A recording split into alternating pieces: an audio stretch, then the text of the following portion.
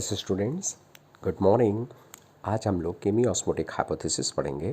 केमियोस्मोटिक hypothesis Peter Mitchell ने दी थी और ये जो केमियोस्मोटिक हाइपोथेसिस है ये फोटोसिंथेसिस में फोटोफॉस्फोराइलेशन जो कि क्लोरोप्लास्ट में होता है और रेस्पिरेशन के दौरान ऑक्सीडेटिव फॉस्फोराइलेशन जो माइटोकॉन्ड्रिया में होता है, दोनों को क्लियरली एक्सप्लेन करता है। तो होता क्या है इसमें, आप जानते हैं केमियोस्मोटिक हाइपोथेसिस के लिए एक मेम्ब्रेन चाहिए, एक प्रोटॉन पंप चाहिए, प्रोटॉन का ग्रेडियंट चाहिए और एटीपी सिंथेस एंजाइम चाहिए। तो यहाँ पर जो सबसे इम्पोर्टेंट चीज़ है वो है थैलेकोइड मेम्ब्रेन। इस थैलेकोइड मेम्ब्रेन पर आप जानते हैं मिलता है अपने को फोटो सिस्टम। यस, तो देखिए सबसे इम्पोर्टेंट फोटो सिस्टम जो है पी एस सेकेंड है। पी एस सेकेंड का रिएक्शन सेंटर आप जानते हैं P680 होता है। जब यहाँ पर लाइट रेज आती है तो सफिशेंट एनर्जी मिलने पर P680 से इलेक्ट्रॉन एक्साइट हो जाता है और इलेक्ट्रॉन एक्साइट होकर वो इलेक्ट्रॉन ट्रांसपोर्ट हो जाता है। लेकिन इसमें अगला जो मॉलिक्यूल है वो प्लास्टोक्विनोन है। इस प्लास्टोक्विनोन की खास बात ये होती है कि ये केवल इलेक्ट्रॉन नहीं लेता, इलेक्ट्रॉन और प्रोटॉन दोनों लेता है। तो अब ये प्रोटॉन कहाँ से लेगा? तो प्रोटॉन लेने के लिए जो स्ट्रोमा होता है, स्ट्रोमा से ये प्रोटॉन लेता है और पी एस सेकेंड से इलेक्ट्रॉन लेता है और PQH2 बना देता है। ध्यान रखो ये हाइड्रोजन कैरियर है। अब क्या होता है, इसके बाद से इस हाइड्रोजन कैरियर के बाद फिर ट्रांसपोर्ट होता है। PQH2 से इलेक्ट्रॉन जाता है इलेक्ट्रॉन ट्रांसपोर्ट में साइटोक्रोम B6F के पास। लेकिन अगेन साइटोक्रोम में आप जानते हो एक आयरन का मॉलिक्यूल होता है, ये फेरिक फॉर्म में रहता है, कॉन्जुगेटेड प्रोटीन है ये। तो फेरिक से जब एक इलेक्ट्रॉन फेरिक लेता है तो फेरस में कन्वर्ट हो जाता है, यानी कि एक बार में कोई भी साइटोक्रोम ओनली वन इलेक्ट्रॉन का ट्रांसपोर्ट कर सकता है। दूसरी बात, ये केवल इलेक्ट्रॉन लेता है, तो प्रोटॉन का क्या होगा? तो ये जो यहाँ पर प्रोटॉन थे वो प्रोटॉन रिलीज हो जाते हैं थैलेकोइड के ल्यूमेन में और इलेक्ट्रॉन चला जाता है इलेक्ट्रॉन ट्रांसपोर्ट में। वहाँ के बाद फिर जो ये इलेक्ट्रॉन है इसका अगला ट्रांसपोर्ट होता है प्लास्टोसाइनिन में। प्लास्टोसाइनिन आप जानते हैं PS फर्स्ट और PS सेकंड दोनों के बीच का कनेक्टिव है। प्लास्टोसाइनिन एक कॉपर कंटेनिंग कॉन्जुगेटेड प्रोटीन है, यानी इसके पास कॉपर होता है। यहाँ भी कॉपर क्यूप्रिक के फॉर्म में होता है। एक इलेक्ट्रॉन लेने के बाद वो क्यूप्रस में कन्वर्ट हो जाता है, यानी कि प्लास्टोसाइनिन भी एट अ टाइम केवल एक इलेक्ट्रॉन का ही ट्रांसपोर्ट करेगा। इसके बाद यहाँ से जो ये इलेक्ट्रॉन है उसका ट्रांसपोर्ट होता है PS1 में। PS1 is the very very important. आपको पता है PS1 का रिएक्शन सेंटर क्या है? P700। Very important question. तो PS1 जो है ये मेम्ब्रेन में बाहर की तरफ होता है, लेकिन अब सवाल ये आता है कि आखिर PS1 इस प्लास्टोसाइनिन से इलेक्ट्रॉन लेगा क्यों?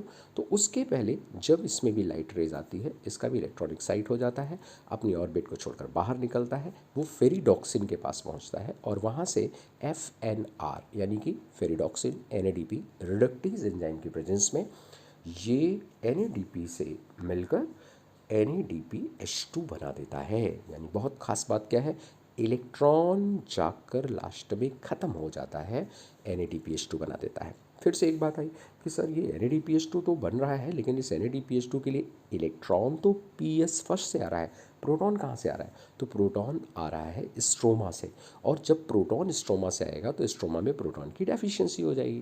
खैर, अब जब PS1 से निकला हुआ इलेक्ट्रॉन NADPH2 बनाकर ख़त्म हो गया तो इसको इलेक्ट्रॉन की ज़रूरत है। तो PS1 में जो इलेक्ट्रॉन डेफिशिएंसी है उसे पूरा करता है PS2, और PS2 में भी इलेक्ट्रॉन डेफिशिएंसी हो जाएगी। तो PS2 की इलेक्ट्रॉन डेफिशिएंसी कौन पूरा करेगा? तो PS2 की इलेक्ट्रॉन डेफिशिएंसी पूरा करने के लिए वाटर की फोटोलाइसिस होगी। यस, PS सेकेंड मेम्ब्रेन के अंदर की तरफ होता है और यहीं अंदर की तरफ फोटोलाइसिस ऑफ वाटर होता है, जिसमें वाटर ब्रेक होता है और वाटर की, या बोल सकते हो स्प्लिटिंग होती है, उससे इलेक्ट्रॉन, प्रोटॉन और ऑक्सीजन रिलीज होती है। आप जानते हैं ऑक्सीजन क्लोरोप्लास्ट से डिफ्यूज़ हो जाती है, इलेक्ट्रॉन चला जाता है PS सेकेंड के पास, लेकिन जो प्रोटॉन है वो ल्यूमेन में कलेक्ट हो जाता है। तो यहाँ तीन चीज़ें हो रही हैं। नंबर एक, फोटोलाइसिस ऑफ वाटर, जिसके कारण कॉन्टीन्यूअस प्रोटॉन की कंसंट्रेशन ल्यूमेन में इंक्रीज होती रहती है। दूसरा, प्लास्टोक्विनोन से ट्रांसपोर्ट, जिसके कारण स्ट्रोमा में प्रोटॉन की कंसंट्रेशन कम होती जाती है और ल्यूमेन में प्रोटॉन की कंसंट्रेशन बढ़ती जाती है। तीसरा, NADPH2 की सिंथेसिस, जिसके कारण स्ट्रोमा में प्रोटॉन की कंसंट्रेशन कम हो जाती है। तो कुल मिला के होता क्या है कि थाइलेकोइड की जो ये मेम्ब्रेन है, इस थाइलेकोइड की मेम्ब्रेन के आर पार एक ग्रेडियंट बन जाता है। अंदर की तरफ हाई इलेक्ट्रोकेमिकल पोटेंशियल हो जाता है और बाहर की तरफ कम हो जाता है। आप जानते हैं कि जब प्रोटॉन ज़्यादा हो जाएगा तो उसका जो pH है वो कैसा हो जाएगा, जल्दी से बताओ। हाई हो जाएगा। तो हाई प्रोटॉन मतलब लो हो जाएगा पीएच। ल्यूमेन के अंदर प्रोटॉन की जो कंसंट्रेशन है वो हाई हो जाती है, बाहर की तरफ कम है। अब ये प्रोटॉन मूव करते हैं कहाँ से कहाँ, तो अब ये प्रोटॉन जो है ये मूव करके बाहर निकलेंगे। लेकिन निकलेंगे कैसे, यहाँ तो कोई जगह ही नहीं है।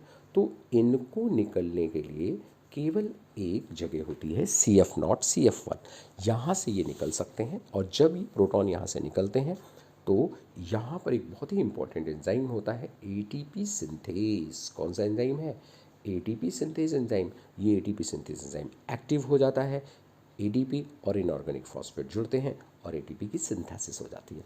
तो ATP की सिंथेसिस क्यों हो रही है, due to proton gradient, due to proton motive force या ग्रेडियंट के ब्रेक होने के कारण।